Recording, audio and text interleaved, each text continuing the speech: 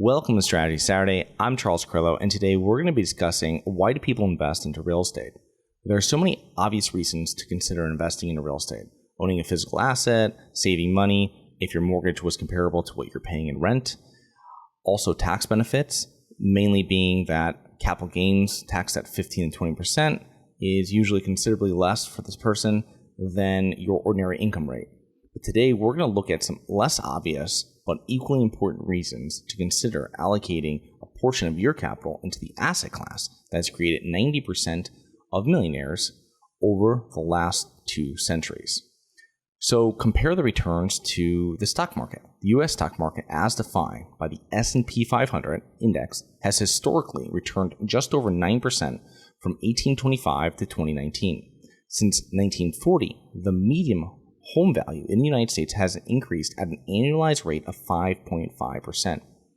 On the surface, this 3.5% to 4% difference is fairly significant, but it only takes into consideration price appreciation, not potential rental income. And if we're investing for cash flow, there's definitely going to be rental income. We would also contend that with the stock market currently at all-time highs as measured by the Wilshire Total Market Index compared to the U.S. GDP, it will return far less than 5% annually over the short and midterm, making real estate a more attractive option. Consistent source of passive income. This is my favorite part of investing in real estate. Unlike the majority of stock investments, except for the very few publicly listed businesses with consistent dividend histories going back 20 years or more, a residential, commercial, or industrial rental property will provide an owner with consistent monthly income, provided a reliable tenant or reliable tenants is in place, which far less volatility just goes without saying. Now, there's a lot of things you can control the property. Preventative maintenance. If you're taking care of the property and it's managed correctly, you're going to have a lot of predictable costs in the future. You're going to know, hey, my roof has to be done in 7 years, or this hot water heater's got 2 more years left on it.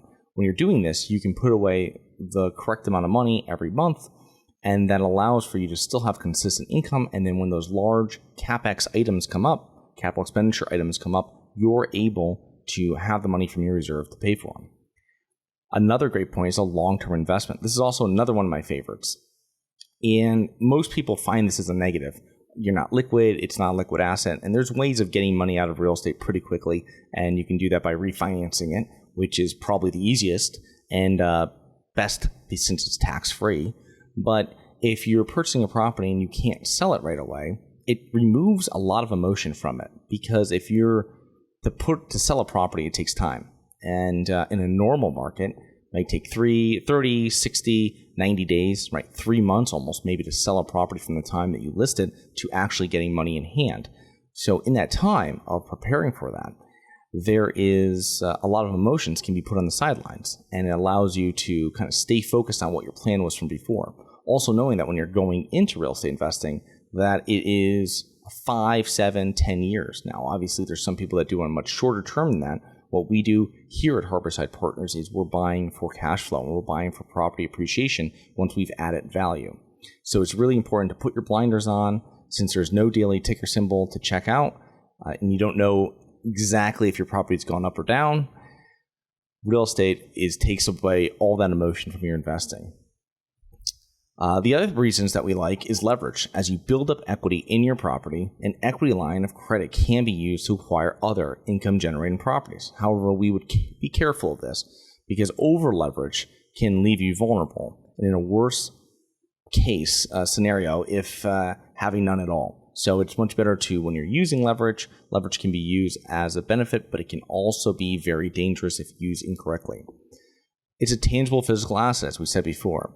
So physical assets, much safer bet and much less volatile than other investments.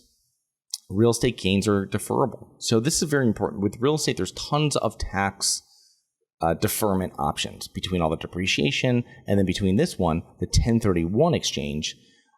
These are probably most widely known, and it permits the gain on the sale of an investment property to be transferred from the property being sold to a new property being purchased, thereby deferring the payment of any tax on the sale of the property.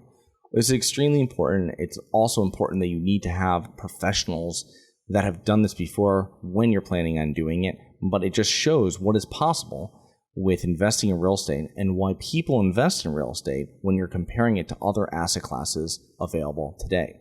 So please remember to rate, review, subscribe. Please submit comments and show topics at globalinvestorspodcast.com. Look forward to 2 more episodes next week. See you then.